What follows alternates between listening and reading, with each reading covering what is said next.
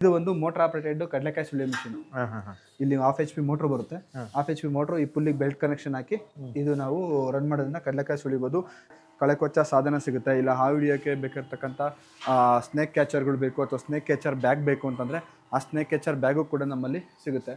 ಇಲ್ಲ ನಿಮಗೆ solar CC ಕ್ಯಾಮ್ರಾಗಳು ಬೇಕು ಅಂತ ನೀರ್ ಫಿಲ್ಟರ್, ಇಲ್ಲಿ ಮೇಲ್ಗಡೆ ನೀರು ಹಾಕೋದ್ರಿಂದ ಇಲ್ಲಿ ಕೆಳಗಡೆ ನಾವೇನು 2 ಫಿಲ್ಟರ್ಗಳು ಕಂತಿದೀವಲ್ಲ, ಈ ಫಿಲ್ಟರ್ ಮುಖಾಂತರ ಸೋಸ್ ಹೋಗಿ ಫಿಲ್ಟರ್ ಆಗಿರತಕ್ಕಂಥ ನೀರು ಕೆಳಗಡೆ ಹೋಗಿ ಸ್ಟೋರೇಜ್ ಆಗುತ್ತೆ. ಈ ನಲ್ಲಿ ಮುಖಾಂತರ ನಾವು ಮಾಡ್ಕೋಬಹುದು. ಪಾರಂಪರಿಕವಾಗಿ ಹಿಂದಿನ ಕಾಲದಿಂದ ಮಾಡ್ಕೊಂಬರ್ತಿದ್ವಲ್ಲ, ಮರದ ಪದ್ಧತಿನಲ್ಲಿ ನಾವೇನು ಮಜ್ಜಿಗೆ ಕಡಿತಿದ್ದೀವಲ್ಲ, ಆ ಒಂದು ಸಿಸ್ಟಮ್ ಇರ್ತಕ್ಕಂಥ ಮಜ್ಜಿಗೆ ಕಡಿಯೋ ಯಂತ್ರ. ಇದು ಒಂದು ಕಮರ್ಷಿಯಲ್ ಯೂಸ್ಗೆ, ಅಂದರೆ ಯಾರಾದರೂ ಡೈರಿ ಫಾರ್ಮ್ ಮಾಡ್ತಾ ಇದೀವಿ ಸ್ಮಾಲ್ ಪ್ರಮಾಣದಲ್ಲಿ ಅಂತಂದರೆ ಅವ್ರಿಗೆ ಬೇಕಾಗಿರ್ತಕ್ಕಂಥ ಒಂದು ಮಜ್ಜಿಗೆ ಕಡಿಯೋ ಯಂತ್ರ. ಇದು ಒಂದು ಸ್ವಲ್ಪ ಜಾಸ್ತಿ ಪ್ರಮಾಣದಲ್ಲಿ ನಾವೇನಾದರೂ ಡೈರಿ ಫಾರ್ಮ್ ಮಾಡ್ತಾ ಇದ್ದೀವಿ ಅಂತಂದರೆ ಅವ್ರಿಗೆ ಬೇಕಾಗಿರ್ತಕ್ಕಂಥ ಮಜ್ಜಿಗೆ ಕಡಿಯೋ ಯಂತ್ರ. ಇದು ಕೇವಲ ಸಾವಯವ ಕೃಷಿ ಮಾಡಿರ್ತಕ್ಕಂಥ ರೈತ ಸಂಘಗಳಿಂದ ಡೈರೆಕ್ಟಾಗಿ ಪರ್ಚೇಸ್ ಮಾಡಿ ಸಂಸ್ಕರಿಸಿ ಪ್ಯಾಕಿಂಗ್ ಆಗಿರ್ತಕ್ಕಂಥ ಒಂದು ಆರ್ಗ್ಯಾನಿಕ್ ಗ್ರಾಸರೀಸ್ ಕೂಡ ನಮ್ಮಲ್ಲಿ ಸಿಗುತ್ತೆ. ಸಾವಯವ ಗೊಬ್ಬರಗಳು ಕೂಡ ನಮ್ಮಲ್ಲಿ ಸಿಗುತ್ತೆ. ತಿಪ್ಪೆ ಬೀಜ ಮತ್ತು ಹೊಂಗೆ ಬೀಜ ಮತ್ತು ಬೇವಿನ ಬೀಜದಿಂದ ಮಿಶ್ರಣಗಳಿಂದ ಮಾಡಿರ್ತಕ್ಕಂಥ ಪುಡಿ ಆಗಿರ್ಬೋದು, ಪೆಲೆಟ್ಸ್ ಆಗಿರ್ಬೋದು, ಮುಸ್ಕಿನ ಜೋಳ ಆಗಿರ್ಬೋದು, ಅಥವಾ ನಿಮಗೆ ದೈಂಚ ಆಗಿರ್ಬೋದು.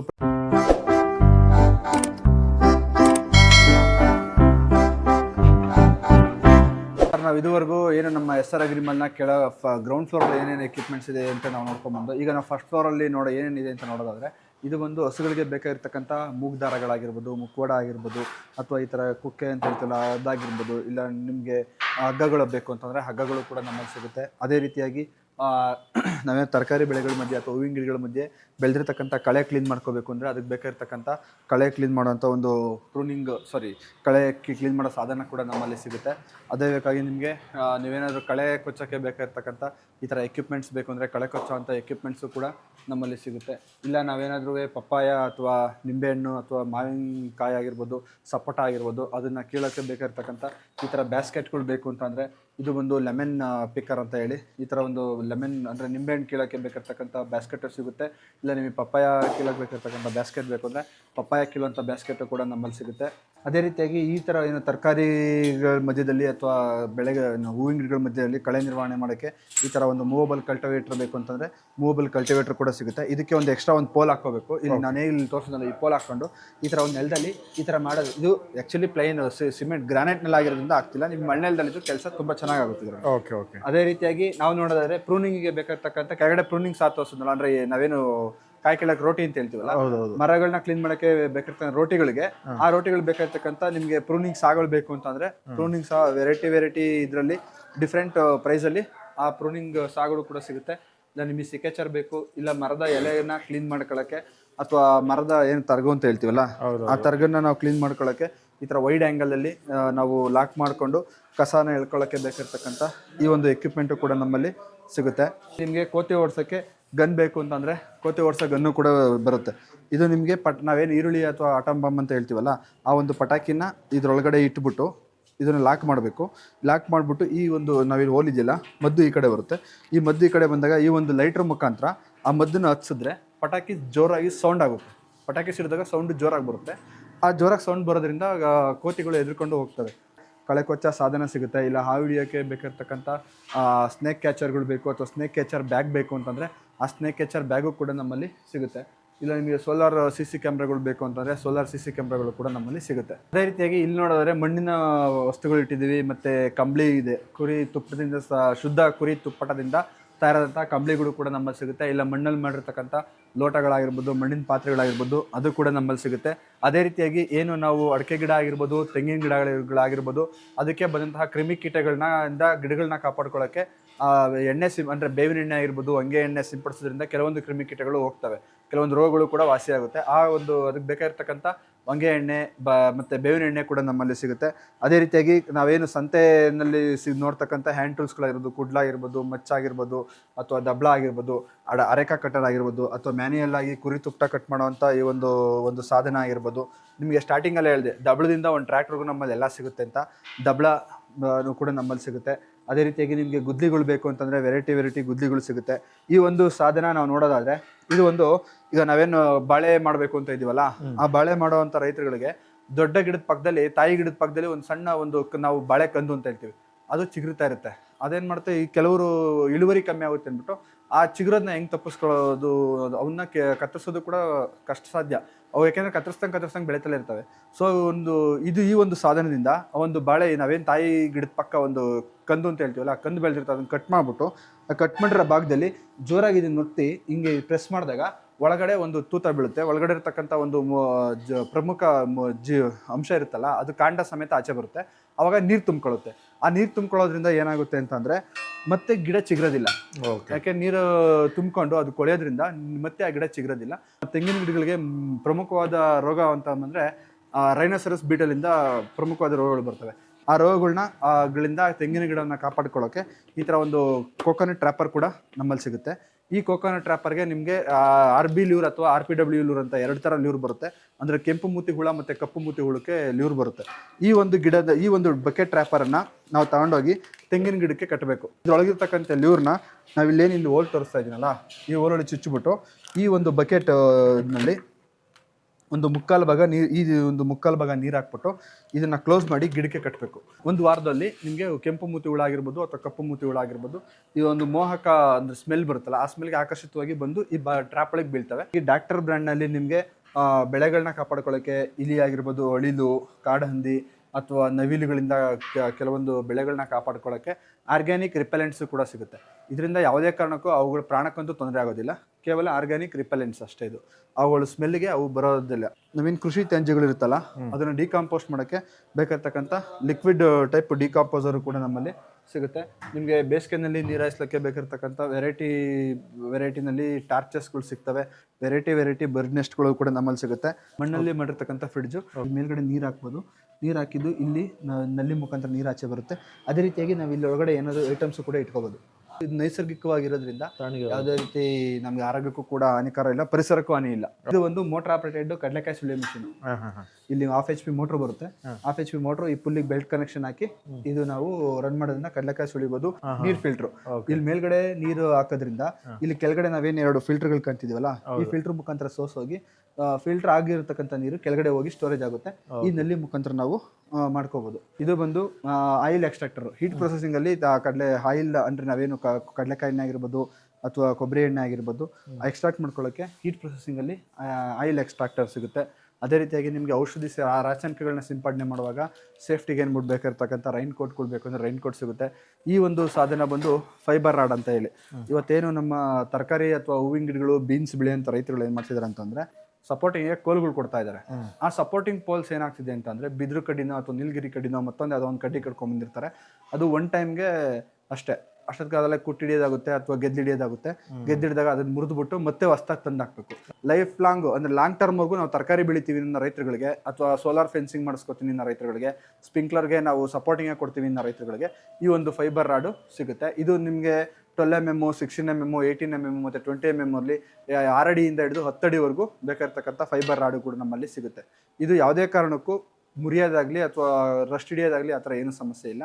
ದೈನಂದಿನ ಕೃಷಿ ಚಟುವಟಿಕೆಗಳಿಗೆ ಬೇಕಾಗಿರ್ತಕ್ಕಂಥ ಆರೆಕೋಲುಗಳಾಗಿರ್ಬೋದು, ಗುದ್ಲಿಗಳಾಗಿರ್ಬೋದು ಅಥವಾ ಮ್ಯಾನ್ಯಲ್ ಡಿಗ್ಗರ್ ಆಗಿರ್ಬೋದು, ಇಲ್ಲ ನಿಮಗೆ ಸಗಣಿ ಎತ್ತಕ್ಕೆ ಬೇಕಾಗಿರ್ತಕ್ಕಂಥ ಸಗಣಿ ಎತ್ತ ಎಕ್ವಿಪ್ಮೆಂಟ್ ಆಗಿರ್ಬೋದು, ಇಲ್ಲ ನಿಮಗೆ ಕಾವೆಗಳು ಬೇಕು, ನಾವೇನು ಗುದ್ಲಿಗಳಿಗೆ ಅಥವಾ ಕೋಲ್ಗುದ್ಲಿ ಬೇಕಾಗಿರ್ತಕ್ಕಂಥ ಕಾವುಗಳು ಬೇಕು ಅಂದರೆ ಕಾವುಗಳು ಸಿಗುತ್ತೆ. ಫೈಬರ್ ರೋಟಿ ಆಗಿರ್ಬೋದು, ಬಿದಿರು ರೋಟಿಗೆ ಬೇಕಾಗಿರ್ತಕ್ಕಂಥ ಸಿಕಲ್ಸ್ ಬೇಕು ಅಂತಂದರೆ ಇದಕ್ಕೆ ಸಂಬಂಧಪಟ್ಟಂಥ ಸಿಕಲ್ಸು ಕೂಡ ನಮ್ಮಲ್ಲಿ ಸಿಗುತ್ತೆ. ಅದೇ ರೀತಿಯಾಗಿ ದೈನಂದಿನ ಕೃಷಿ ಚಟುವಟಿಕೆಯಲ್ಲಿ ರೈತರಿಗೆ ಪ್ರಮುಖವಾಗಿ ಬೇಕಾಗಿರ್ತಕ್ಕಂಥದ್ದು ಟೂಲ್ಸು. ನಮಗೆ ಆ್ಯಂಗಲ್ ಬಿಟ್ಗಳಾಗಿರ್ಬೋದು, ಎಲೆನ್ಕಿಗಳಾಗಿರ್ಬೋದು, ಟೀ ಬಿಟ್ಗಳಾಗಿರ್ಬೋದು, ರಿಂಗ್ ಸ್ಪ್ಯಾನರು ಅಥವಾ ಸೆಟ್ ಸ್ಪ್ಯಾನರು, ಫ್ಲ್ಯಾಟ್ ಸ್ಪ್ಯಾನರ್ಗಳಾಗಿರ್ಬೋದು, ಇಲ್ಲ ನಿಮಗೆ ಸರ್ಕ್ಲಿಪ್ ಬೇಕು ಅಂದರೆ ಸರ್ಕ್ಲಿಪ್ಗಳಾಗಿರ್ಬೋದು, ಕಟಿಂಗ್ ಪ್ಲೇಯರ್ಗಳು, ನಿಮಗೆ ಸ್ಕ್ರೂ ಡ್ರೈವರ್ಸು, ಟೆಸ್ಟರ್ಸು, ಆಕ್ಸಲ್ ಬಿಡು, ಪ್ರತಿಯೊಂದು ಬೇಕಾಗಿರ್ತಕ್ಕಂಥ ಎಲ್ಲ ರೀತಿಯ ಟೂಲ್ಸು ಕೂಡ ನಮ್ಮಲ್ಲಿ ಸಿಗುತ್ತೆ. ನಿಮಗೆ ಹೆಡ್ ಪೈನ್ ಇದೆ, ನೆಕ್ ಪೈನ್ ಇದೆ, ಶೋಲ್ಡರ್ ಪೈನ್ ಇದೆ ಅನ್ನೋಂಥವ್ರಿಗೆ ಬೇಕಾಗಿರ್ತಕ್ಕಂಥ ಆಕ್ಯುಪಂಚರ್ ಐಟಮ್ಸು ಕೂಡ ನಮ್ಮಲ್ಲಿ ಸಿಗುತ್ತೆ. ಫೇಸ್ ಮಸಾಜ್ ಬೇಕಾಗಿರ್ತಕ್ಕಂಥ ಆಕ್ಯುಪಂಚರ್ ಐಟಮ್ಸು ಕೂಡ ನಮ್ಮಲ್ಲಿ ಸಿಗುತ್ತೆ. ಅದೇ ರೀತಿಯಾಗಿ ಈಗ ನೀರಿನ ಅಂಶ ಜಾಸ್ತಿಯಾಗಿ ಗಿಡಗಳು ಹಳದಿ ಬಣ್ಣಕ್ಕೆ ತಿರುಗಿರ್ತವೆ. ಅದಕ್ಕೆ ನಾವು ಇದು ಗ್ರ್ಯಾನ್ಯುಯಲ್ಸ್ ಅಂತ ಹೇಳ್ತೀವಿ. ಈ ಗ್ರ್ಯಾನ್ಯುಯಲ್ಸ್ ಕೂಡ ನಮ್ಮಲ್ಲಿ ಸಿಗುತ್ತೆ. ಇದರಲ್ಲಿ ನಿಮಗೆ ಕ್ಯಾಲ್ಸಿಯಮ್ಮು ಮತ್ತು ಮೆಗ್ನೀಷಿಯಂ ಮಿಕ್ಸ್ ಸಿಗುತ್ತೆ. ಕ್ಯಾಲ್ಸಿಯಮು ಮೆಗ್ನೀಷಿಯಂ ಜೊತೆಗೆ ಬೋರಾನು ಮತ್ತು ಜಿಂಕು ಮಿಕ್ಸ್ ಇರ್ತಕ್ಕಂಥ ಹರಳುಗಳು ಕೂಡ ನಮ್ಮಲ್ಲಿ ಸಿಗುತ್ತೆ. ಪ್ಯೂರ್ ಪರಿಶುದ್ಧವಾದ ರೇಷ್ಮೆಯಿಂದ ಮಾಡಿರ್ತಕ್ಕಂಥ ಒಂದು ಬೊಕ್ಕೆ. ಈಗ ಫಾರ್ ಎಕ್ಸಾಂಪಲ್ ಯಾರಿಗೋ ಒಂದು ಗಿಫ್ಟ್ ಕೊಡಬೇಕು ಅಂತ ಹೇಳ್ತೀವಿ, ಅವ್ರು ಒಂದು ಇನ್ವೈಟ್ ಮಾಡೋಕೆ ಹೋದಾಗ ಯಾವುದೋ ಒಂದು ಬೊಕ್ಕೆ ಕೊಡ್ತೀವಿ. ಆ ಬೊಕ್ಕೆ ಎಷ್ಟು ದಿನದವರೆಗೂ ಬಳಕೆ ಬರುತ್ತೆ? ಮ್ಯಾಕ್ಸಿಮಮ್ ಅಂದರೆ 1 ದಿನ ಇರುತ್ತೆ. ಆಮೇಲೆ ಅದನ್ನು ತಗೊಂಡೋಗಿ ಅವ್ರು ತಗೊಂಡು ಹೋಗೋದಿಲ್ಲ, ಎಲ್ಲೋ ಅಲ್ಲೇ ಎಸ್ತೋಗ್ಬಿಡ್ತಾರೆ. ಸೊ ಈ ಒಂದು ರೇಷ್ಮೆ ಒಂದು ಬೊಕ್ಕೆ ಕೊಡೋದ್ರಿಂದ ಇದು ಲೈಫ್ ಲಾಂಗ್ವರೆಗೂ ಯಾವುದೇ ರೀತಿ ಮಾಸದಾಗಲಿ ಅಥವಾ ಕೊಳೆದಾಗಲಿ ಆಗೋದಿಲ್ಲ. ಅವರೆಷ್ಟು ಜೋಪಾನವಾಗಿ ನೋಡ್ಕೊತಾರೋ ಅಷ್ಟು ಜೋಪಾನದವರೆಗೂ ನೀವು ಕೊಟ್ಟಿರೋಂಥವ್ರ ಮನೆಯಲ್ಲಿ ಇದು ಇದ್ದೇ ಇರುತ್ತೆ. ರೀತಿಯ ರೇಷ್ಮೆ ಹಾರಗಳು ಕೂಡ ನಮ್ಮಲ್ಲಿ ಸಿಗುತ್ತೆ. ದೈನಂದಿನ ಕೃಷಿ ಚಟುವಟಿಕೆಗೆ ಬೇಕಾಗಿರ್ತಕ್ಕಂಥ ಪ್ಲಾಸ್ಟಿಕ್ ಟಬ್ಗಳು ನಮ್ಮಲ್ಲಿ ಸಿಗುತ್ತೆ. ಏನು ನಾವು ತೆಂಗಿನಕಾಯಿ, ಅಡಿಕೆಕಾಯಿ ಅಥವಾ ತೆಂಗಿನ ಸಿಪ್ಪೆ ಅಥವಾ ಕಸ ಆಗಿರ್ಬೋದು, ಕೃಷಿ ತ್ಯಾಜ್ಯಗಳನ್ನ ಒತ್ತಹಕ್ಕೆ ಬೇಕಾಗಿರ್ತಕ್ಕಂಥ ಪ್ಲಾಸ್ಟಿಕ್ ಟಬ್ಗಳಾಗಿರ್ಬೋದು, ಇಲ್ಲ ನಮ್ಮಲ್ಲಿ ಏನಾದರೂ ನಾವು ಹೈಡ್ರೋಪೋನಿಕ್ ಸಿಸ್ಟಮಲ್ಲಿ ಟ್ರೇ ಸಿಸ್ಟಮಲ್ಲಿ ನಾವು ಮೇವು ಬೆಳಿತೀವಿ, ಜೋಳ ಬೆಳಿತೀವಿ ಅಂತಂದರೆ ಅದಕ್ಕೆ ಬೇಕಾಗಿರ್ತಕ್ಕಂಥ ಹೈಡ್ರೋಪೋನಿಕ್ ಟ್ರೇಗಳು ಕೂಡ ನಮ್ಮಲ್ಲಿ ಸಿಗುತ್ತೆ. ಇಲ್ಲ ನಿಮಗೆ ಲೀಟ್ರುಗಳಿಗೆ ಅಥವಾ ಏನಾದ್ರು ಸಿಮೆಣ್ಣೆ ಪೆಟ್ರೋಲ್ ಹಾಕೊಳ್ಳೋಕ್ಕಿಂತ ಆಲ್ಕೆಗಳು ಬೇಕು ಅಂದರೆ ಆಲ್ಕೆಗಳು ಸಿಗುತ್ತೆ. ನಾನು ಹೇಳ್ದಂಗೆ ಕೃಷಿಗೆ ಬೇಕಾಗಿರ್ತಕ್ಕಂಥ ಎಲ್ಲ ರೀತಿಯ ಪ್ಲಾಸ್ಟಿಕ್ ಐಟಮ್ಸು ಕೂಡ ನಮ್ಮಲ್ಲಿ ಸಿಗುತ್ತೆ. ಪಾರಂಪರಿಕವಾಗಿ ಹಿಂದಿನ ಕಾಲದಿಂದ ಮಾಡ್ಕೊಂಬರ್ತಿದ್ವಲ್ಲ, ಮರದ ಪದ್ಧತಿನಲ್ಲಿ ನಾವೇನು ಮಜ್ಜಿಗೆ ಕಡಿತಿದ್ದೀವಲ್ಲ, ಆ ಒಂದು ಸಿಸ್ಟಮ್ ಇರ್ತಕ್ಕಂಥ ಮಜ್ಜಿಗೆ ಕಡಿಯೋ ಯಂತ್ರ. ಇದು ಒಂದು ಕಮರ್ಷಿಯಲ್ ಯೂಸ್ಗೆ, ಅಂದರೆ ಯಾರಾದರೂ ಡೈರಿ ಫಾರ್ಮ್ ಮಾಡ್ತಾ ಇದೀವಿ ಸ್ಮಾಲ್ ಪ್ರಮಾಣದಲ್ಲಿ ಅಂತಂದರೆ ಅವ್ರಿಗೆ ಬೇಕಾಗಿರ್ತಕ್ಕಂಥ ಒಂದು ಮಜ್ಜಿಗೆ ಕಡಿಯೋ ಯಂತ್ರ. ಇದು ಒಂದು ಸ್ವಲ್ಪ ಜಾಸ್ತಿ ಪ್ರಮಾಣದಲ್ಲಿ ನಾವೇನಾದರೂ ಡೈರಿ ಫಾರ್ಮ್ ಮಾಡ್ತಾ ಇದ್ದೀವಿ ಅಂತಂದರೆ ಅವ್ರಿಗೆ ಬೇಕಾಗಿರ್ತಕ್ಕಂಥ ಮಜ್ಜಿಗೆ ಕಡಿಯೋ ಯಂತ್ರ. ನಮಗೆ ಕಿಚನ್ಗೆ ಬೇಕಾಗಿರ್ತಕ್ಕಂಥ ಸೌದೆ ಒಲೆಗಳು ಬೇಕು ಅಂತಂದರೆ ಸೌದೆ ಒಲೆಗಳು ಸಿಗುತ್ತೆ. ಇಲ್ಲ SS MSL ಬೇಕಾಗಿರ್ತಕ್ಕಂಥ ಇದು ಸ್ಟವ್ಗಳು ಸಿಗುತ್ತೆ. ಇಲ್ಲ ನಿಮಗೆ ಮಸಾಲ ಗ್ರೈಂಡರ್ಗಳು ಬೇಕು ಅಂದರೆ ಮಸಾಲ ಗ್ರೈಂಡರ್ ಸಿಗುತ್ತೆ. ಗಿಫ್ಟ್ ಐಟಮ್ಸು ಕೂಡ ನಮ್ಮಲ್ಲಿ ಸಿಗುತ್ತೆ. ನೀವು ಇಲ್ಲಿ ನೋಡ್ಬೋದು. ಇಲ್ಲಿ ಅದೇ ರೀತಿ ಕಾಮಧೇನು ಗಿಫ್ಟು ಅಂದರೆ ಯಾವುದೇ ಗೃಹ ಪ್ರವೇಶಕ್ಕೆ ಕೊಡೋದಾದರೆ ಆ ಥರ ಒಂದು ಗಿಫ್ಟು ವೆರೈಟಿ ಯೂನಿಕ್ ಆಗಿರ್ತಕ್ಕಂಥ ಗಿಫ್ಟ್ ಐಟಮ್ಸು ಕೂಡ ನಮ್ಮಲ್ಲಿ ಸಿಗುತ್ತೆ. ನಾವೇನು ಕೊಬ್ಬರಿ ಚಿಪ್ ಅಂತ ಹೇಳ್ತೀವಲ್ಲ, ಅದರಿಂದ ಮಾಡಿರ್ತಕ್ಕಂಥ ಒಂದು ಹುಲಿ ಆಕಾರದ ಒಂದು ಬರ್ಡ್ ನೆಸ್ಟ್ ಇದು. ಈ ಥರ ಒಂದು ವೆರೈಟಿನಲ್ಲಿ ಒಂಥರ ಯೂನಿಕ್ ಆಗಿರ್ತಕ್ಕಂಥ ಫ್ಯಾನ್ಸಿ ಆಗಿರ್ತಕ್ಕಂಥ ಬರ್ಡ್ ನೆಸ್ಟ್ಗಳಾಗಿರ್ಬೋದು, ಈ ಥರ ಒಂದು ಬರ್ಡ್ ನೆಸ್ಟ್ಗಳಾಗಿರ್ಬೋದು, ಈ ಥರ ವಿಂಡ್ ಚಿಮಿಲ್ಗಳಾಗಿರ್ಬೋದು, ಇವು ಕೂಡ ನಮ್ಮಲ್ಲಿ ಸಿಗುತ್ತೆ. ಇಲ್ಲ ಮಣ್ಣಲ್ಲಿ ಮಾಡಿರ್ತಕ್ಕಂಥ ಲ್ಯಾಟಿನ್ ಲ್ಯಾಂಪ್ಗಳಾಗಿರ್ಬೋದು, ಅವು ಕೂಡ ನಮ್ಮಲ್ಲಿ ಸಿಗುತ್ತೆ. ಇದು ಕೇವಲ ಸಾವಯವ ಕೃಷಿ ಮಾಡಿರ್ತಕ್ಕಂಥ ರೈತ ಸಂಘಗಳಿಂದ ಡೈರೆಕ್ಟಾಗಿ ಪರ್ಚೇಸ್ ಮಾಡಿ ಸಂಸ್ಕರಿಸಿ ಪ್ಯಾಕಿಂಗ್ ಆಗಿರ್ತಕ್ಕಂಥ ಒಂದು ಆರ್ಗ್ಯಾನಿಕ್ ಗ್ರಾಸರೀಸು ಕೂಡ ನಮ್ಮಲ್ಲಿ ಸಿಗುತ್ತೆ. ಮಲೆನಾಡು ಹಸುವಿನ ಶುದ್ಧ ದೇಸಿ ತುಪ್ಪ ಸಿಗುತ್ತೆ. ಅಥವಾ ನಿಮಗೆ ಪರಿಶುದ್ಧ ಯಾವುದೇ ರೀತಿ ಮಿಕ್ಸಿಂಗ್ ಇಲ್ದಲೆ ಇರ್ತಕ್ಕಂಥ ಪರಿಶುದ್ಧ ಜೇನುತುಪ್ಪ ಬೇಕು ಅಂದರೆ ಜೇನುತುಪ್ಪ ಸಿಗುತ್ತೆ. ಕಂಪ್ಲೀಟಾಗಿ ಆರ್ಗ್ಯಾನಿಕಲ್ಲಿ ನಮ್ಮಲ್ಲಿ ಎಲ್ಲ ರೀತಿಯ ಗ್ರಾಸರೀಸು ಕೂಡ ನಮ್ಮಲ್ಲಿ ಸಿಗುತ್ತೆ. ನೀವು ಸಾಲ್ಟ್, ರಾಕ್ ಸಾಲ್ಟ್ ಆಗಿರ್ಬೋದು, ಸೀಲ್ ಸಾಲ್ಟ್ ಆಗಿರ್ಬೋದು, ಅಥವಾ ಸಿರಿಧಾನ್ಯಗಳಾಗಿರ್ಬೋದು, ನಿಮಗೆ ಅಕ್ಕಿನಲ್ಲೇ ನಿಮಗೆ ಒಂದು 10 ರಿಂದ 13 ಥರದ ಅಕ್ಕಿಗಳು ಸಿಗುತ್ತೆ. ನಮಗೆ ರಾಜಮುಡಿ ರೈಸ್ ಆಗಿರ್ಬೋದು, ಇಲ್ಲ ಬಾಯ್ಲ್ಡ್ ರೈಸ್ ಆಗಿರ್ಬೋದು, ನಿಮಗೆ ಡಯಾಬಿಟಿಕ್ ರೈಸ್ ಬೇಕು ಅಂತ ಡಯಾಬಿಟಿಕ್ ರೈಸ್ ಆಗಿರ್ಬೋದು, ಪ್ರತಿಯೊಂದು ಕೂಡ ಆರ್ಗ್ಯಾನಿಕ್ ಸಿಸ್ಟಮಲ್ಲಿ ಸಾವಯವ ಕೃಷಿ ಮಾಡಿರ್ತಕ್ಕಂಥ ಒಂದು ರೈತ ಸಂಘಗಳಿಂದ ನೇರವಾಗಿ ಖರೀದಿ ಮಾಡಿ ಪ್ಯಾಕಿಂಗ್ ಆಗಿರ್ತಕ್ಕಂಥ ಒಂದು ಆರ್ಗ್ಯಾನಿಕ್ ಗ್ರಾಸರೀಸು ಕೂಡ ನಮ್ಮಲ್ಲಿ ಸಿಗುತ್ತೆ.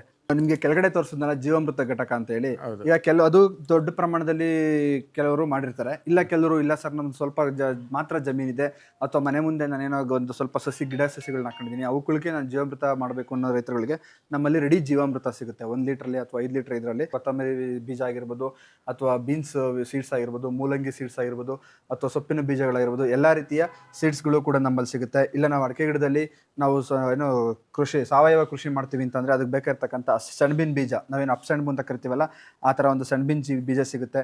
ಇಲ್ಲ ನಾವು ವೆಲ್ವೆಟ್ ಬೀನ್ಸ್ ಹಾಕ್ತೀವಿ ಅಡಿಕೆ ಗಿಡಗಳ ಮಧ್ಯೆ, ಅದನ್ನೇ ನಾವು ನಂತರ ಕಲ್ಟಿವೇಷನ್ ಮಾಡಿ ಅದೇ ಗೊಬ್ಬರಕ್ಕೆ ಪರಿವರ್ತನೆ ಆಗುತ್ತೆ ಅನ್ನೋರಿಗೆ ಆ ಥರ ಒಂದು ವೆಲ್ವೆಟ್ ಬೀನ್ಸ್ ಸಿಗುತ್ತೆ. ಇಲ್ಲ ತೆಂಗಿನ ಮರದಲ್ಲಿ ನಾವು ನೋಡ್ಬೋದು ಒಂಥರ ನೀರು ಸುರಿತಾ ಇರತಕ್ಕಂಥ ಒಂದು ಇದಿರುತ್ತೆ. ಆ ನೀರು ಸುರಿತಾ ಇರೋಂಥ ಒಂದು ಜಾಗಕ್ಕೆ ಇದಕ್ಕೆ ಬೇಕಾಗಿರ್ತಕ್ಕಂಥ ಪೇಸ್ಟ್ ಕೂಡ ನಮ್ಮಲ್ಲಿ ಸಿಗುತ್ತೆ. ಅಂದರೆ ಇದು ಕೂಡ ಸಾವಯವದ್ದು, ಯಾವುದೇ ರೀತಿ ಆರ್ಗ್ಯಾನಿಕ್ ಆಗಲಿ ಕೆಮಿಕಲ್ ಆಗಿ ಮಿಕ್ಸ್ ಆಗಿರ್ತಕ್ಕಂಥ ಪೇಸ್ಟ್ ಅಲ್ಲ. ಇದು ಹೊಂಗೆ ಸೊಪ್ಪಿಂದ ಮಾಡಿರ್ತಕ್ಕಂಥ ಒಂದು ಪೇಸ್ಟ್ ಇದು. ಈ ಪೇಸ್ಟ್ನ ಆ ಜಾಗಕ್ಕೆ ಮೆತ್ತೋದ್ರಿಂದ ತೆಂಗಿನ ಗಿಡಗಳಲ್ಲಿ ನೀರಿನ ಸೋರುವಿಕೆ ಕೂಡ ಕಡಿಮೆ ಆಗುತ್ತೆ.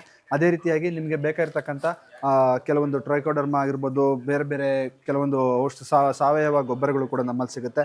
ಅದೇ ರೀತಿಯಾಗಿ ಹಿಪ್ಪೆ ಬೀಜ ಮತ್ತು ಹೊಂಗೆ ಬೀಜ ಮತ್ತು ಬೇವಿನ ಬೀಜದಿಂದ ಮಾಡಿರ್ತಕ್ಕಂಥ ಮಿಶ್ರಣಗಳಿಂದ ಮಾಡಿರ್ತಕ್ಕಂಥ ಪುಡಿ ಆಗಿರ್ಬೋದು, ಪೆಲೆಟ್ಸ್ ಆಗಿರ್ಬೋದು, ಮುಸ್ಕಿನ ಜೋಳ ಆಗಿರ್ಬೋದು, ಅಥವಾ ನಿಮಗೆ ದೈಂಚ ಆಗಿರ್ಬೋದು, ಪ್ರತಿಯೊಂದು ಕೂಡ ನಮ್ಮಲ್ಲಿ ಸಿಗುತ್ತೆ. ರೈತರಿಗೆ ಬೇಕಾಗಿರ್ತಕ್ಕಂಥ ಪ್ರತಿಯೊಂದು ಎಕ್ವಿಪ್ಮೆಂಟ್ಸು ಸಿಗುತ್ತೆ. ನಾನು ಸ್ಟಾರ್ಟಿಂಗಲ್ಲೇ ಹೇಳ್ದಂಗೆ ಒಂದು ದಬಳದಿಂದ ಹಿಡಿದು ಟ್ರ್ಯಾಕ್ಟರ್ಗೂ ಬೇಕಾಗಿರ್ತಕ್ಕಂಥ ಪ್ರತಿಯೊಂದು ಐಟಮ್ಸು ಸಿಗುತ್ತೆ. ಈಗ ಎಲ್ಲರಿಗೂ ಕೂಡ ನಾವು ಕೃಷಿ ಮಾಡಬೇಕು ಅಂತ ತುಂಬ ಆಸಕ್ತಿ ಇರುತ್ತೆ. ಬಟ್ ಅವ್ರ ಕಾರಣಾಂತರಗಳಿಂದ ತಮ್ಮ ಊರನ್ನ ಬಿಟ್ಟು ಬೇರೆ ಕಡೆ ಎಲ್ಲೋ ಹೋಗಿ ಸೆಟ್ಲ್ ಆಗಿರ್ತಾರೆ, ಅಥವಾ ಬೇರೆ ಕಡೆ ಎಲ್ಲೋ ಕೆಲಸ ಮಾಡ್ಕೊಂಡಿರ್ತಾರೆ, ವಾರಕ್ಕೊಂದ್ಸಲಿ ಊರಿಗೆ ಹೋಗಿರುತ್ತೆ. ಅಂಥ ರೈತರುಗಳಿಗೂ ಕೂಡ ಅನುಕೂಲ ಆಗಲಿ ಅಂದ್ಬಿಟ್ಟು ನಾನು ನಿಮ್ಗಾಗಲೇ ಹೇಳ್ದಂಗೆ ಆಟೋಮೇಷನ್ ಸಿಸ್ಟಮ್ ಬೇಕು ಅಂದರೆ ಆಟೋಮೇಷನ್ ಸಿಸ್ಟಮ್ ಇರುತ್ತೆ ನಮ್ಮಲ್ಲಿ. ಹೆಂಗೆ ಅಂತಂದರೆ ಪಾರಂಪರಿಕ ಕೃಷಿಯಿಂದ ಹಿಡಿದು ನ್ಯೂ ಟೆಕ್ನಾಲಜಿವರೆಗೂ ಬೇಕಾಗಿರ್ತಕ್ಕಂಥ ಎಲ್ಲ ರೀತಿಯ ಕೃಷಿ ಯಂತ್ರೋಪಕರಣಗಳು ಕೂಡ ನಮ್ಮಲ್ಲಿ ಸಿಗುತ್ತೆ. ಸೊ ಹಾಗಾಗಿ ನಾನು ರೈತರುಗಳಲ್ಲಿ ಏನು ಹೇಳೋದು ಅಂದರೆ ಒಂದ್ಸಲಿ ನಮ್ಮ SR ಅಗ್ರಿಮಲ್ಗೆ ವಿಸಿಟ್ ಮಾಡಿ. ನಮ್ಮಲ್ಲಿ ಸಿಗ್ತಕ್ಕಂಥ ಎಕ್ವಿಪ್ಮೆಂಟ್ಸ್ನ ನೀವು ತೊಗೊಳ್ಳಿ ಅಂತ ನಾನು ಹೇಳೋದಿಲ್ಲ, ಒಂದ್ಸಲಿ ಬಂದು ವಿಸಿಟ್ ಮಾಡಿ, ನಿಮಗೆ ಗೊತ್ತಾಗುತ್ತೆ. ನೀವು ಅವಾಗ ಹೊರಗಡೆಗೂ ಮತ್ತು ನಮಗೂ ಪ್ರೈಸ್ ಕ್ಯಾಲ್ಕುಲೇಷನ್ ಮಾಡ್ತೀರಾ, ಆ ಗೊತ್ತಾದಾಗ ನಿಮಗೆ ಗೊತ್ತಾಗುತ್ತೆ SR ಅಗ್ರಿಮಲಲ್ಲಿ ಏನೇನು ಸಿಗುತ್ತೆ ಏನೇನು ಸಿಗೋದಿಲ್ಲ ಅಂತ. ಒಳ್ಳೆ ಕ್ವಾಲಿಟಿನಲ್ಲಿ ಇರ್ತಕ್ಕಂಥ ಒಳ್ಳೆ ಗುಣಮಟ್ಟದ ವಸ್ತುಗಳು ನಮ್ಮಲ್ಲಿ ಸಿಗುತ್ತೆ. ಸರ್ ನಮ್ಮ SR ಅಗ್ರಿಮಾಲ್ ಇರೋದು ತುಮಕೂರಲ್ಲಿ ಅಂತಂದರೆ ನಾವು ಬೆಂಗಳೂರು ಕಡೆಯಿಂದ ಅಥವಾ ನಾವು ತುಮಕೂರು ಸಿಟಿಯಿಂದ ನಾವೇನಾದ್ರೂ ಬರುವಂಥ ರೈತರುಗಳಿಗೆ ಹೇಳೋದೇನಂತಂದರೆ ನಮ್ಮಲ್ಲಿ ಔಟರ್ ರಿಂಗ್ ರೋಡ್ ಅಂತ ಬರುತ್ತೆ. ಬೆಂಗಳೂರು ಕಡೆಯಿಂದ ಬಂದು ಔಟರ್ ರಿಂಗ್ ಶಿವಮೊಗ್ಗ ರೋಡಿಗೆ ಜಾನ್ ಹಾಕಿ ಒಂದು ಔಟರ್ ರಿಂಗ್ ರೋಡ್ ಅಂತ ಬರುತ್ತೆ. ಅದನ್ನು ನಾವಿಲ್ಲಿ ಗುಬ್ಬಿಗೇಟ್ ಸಿಗ್ನಲ್ ಅಂತ ಹೇಳ್ತೀವಿ. ಆ ಗುಬ್ಬಿಗೇಟ್ ಸಿಗ್ನಲಿಂದ ಒಂದು 100 ಹೆಜ್ಜೆ ಮುಂದಕ್ಕೆ ಬಂದರೆ ತುಮಕೂರು ಕಡೆ ಅಥವಾ ಬೆಂಗಳೂರು ಕಡೆಯಿಂದ ಬರೋ ರೈತರುಗಳಿಗೆ ಎಡಭಾಗದಲ್ಲಿ ನಮ್ಮ SR ಅಗ್ರಿಮಾಲ್ ಇದೆ. ಅಥವಾ ಶಿವಮೊಗ್ಗ ಅಥವಾ ಗುಬ್ಬಿ ಕಡೆಯಿಂದ ಬರುವಂಥ ರೈತರುಗಳಿಗೆ ತುಮಕೂರು ಸಿಟಿ ಎಂಟ್ರೆನ್ಸ್ ಅಲ್ಲಿ ಫಸ್ಟ್ಗೆ ಒಂದು ಸಿಗ್ನಲ್ ಸಿಗುತ್ತೆ. ಆ ಸಿಗ್ನಲ್ಗಿಂತ ಸ್ವಲ್ಪ ಹಿಂದೆನೆ ಬಲಗಡೆ ಭಾಗಕ್ಕೆ ನಮ್ಮ SR ಅಗ್ರಿಮಾಲ್ ಇದೆ. ಓಕೆ ಸರ್, ಒಳ್ಳೆ ಇನ್ಫಾರ್ಮೇಷನ್ ತಿಳಿಸ್ಕೊಟ್ಟು ಧನ್ಯವಾದ ಸರ್ ನಿಮ್ಗೆ. Thank you sir.